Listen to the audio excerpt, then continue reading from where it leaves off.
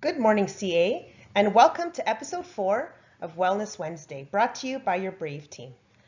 All resources are from jack.org and Kids Help Phone. Today's episode is called Mental Health 101.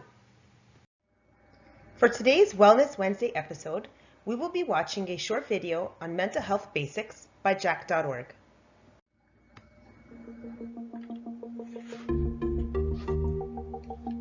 So, Mohammed, tell me, what exactly is mental health? So, with our physical health, we're checking in with our bodies, right? Yeah, absolutely. So, with our mental health, we're not just checking in with our bodies, we're also checking in with our thoughts, our feelings, and our behaviors. And that's an important way to think about it. When we hear mental health, we often think about specific mental illnesses like depression, schizophrenia, or bipolar disorder. Those are really just patterns of negative mental health symptoms. But mental health is about so much more than just mental illness. While some of us will be diagnosed with a mental illness in our lifetimes, all of us have mental health. An estimated 7.4 million Canadians will experience a mental health problem or illness this year. That means 1 in 5 of us. So chances are we will all experience a mental health challenge or struggle at some point in our lives. Based on our genetics, some of us are born more likely to struggle with our mental health if it runs in the family. Not to mention other biological factors such as substance abuse or brain injury. These can also have an impact on our mental health. Our environment can impact us as well. These are things that can happen in our homes and our schools. So say, for example, if someone's bullied in school or has a rough home life, this can also impact our mental health. Outside of that, think of the larger communities you're a part of. We can often see stigma and shame surrounding mental health in many different ways. When I was struggling with my mental health, stigma and shame made me feel weak.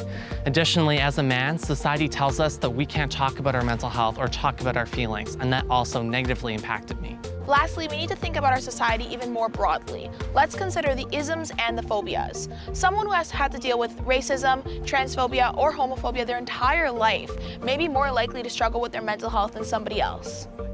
On top of that, when these types of discrimination are reflected in how society cares for people, this can also cause folks to struggle with their mental health. For example, in some predominantly Indigenous rural areas, many families don't have access to healthcare services that are culturally appropriate or clean drinking water. On top of the discrimination that they face, these realities are huge factors in shaping the mental health of these communities. Of course, it's important to note that we are all different, and how these factors impact us will change. Exactly. Our mental health is not black or white. You're talking about the mental health spectrum. Mental health can range from a positive, optimal state to stressed, to struggling, to crisis where we need serious support. And this can change on a regular basis. Let's say I have an exam coming up. I might be really stressed, but as soon as that exam's done, I'm feeling a lot better. And similar to mental health, mental illness isn't black and white either. Illnesses can range too, specifically in their severity.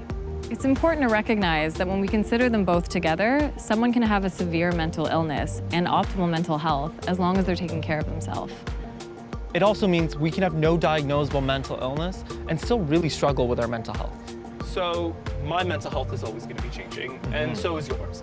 But what's important is that we recognize what these changes look like so we can just take better care of ourselves. Absolutely, and that we continue having such important conversations like we did today. It's so important to keep talking to our friends, our family, and our loved ones about our mental health. If you are struggling with your mental health or know someone who's struggling with their mental health, reach out to a caring adult. Your teachers, guidance counselors, SST teacher, chaplain, CYWs, ERWs, social workers, school psychologists, administrators, and resource teachers are here to listen to you. We care about your well-being. Please reach out.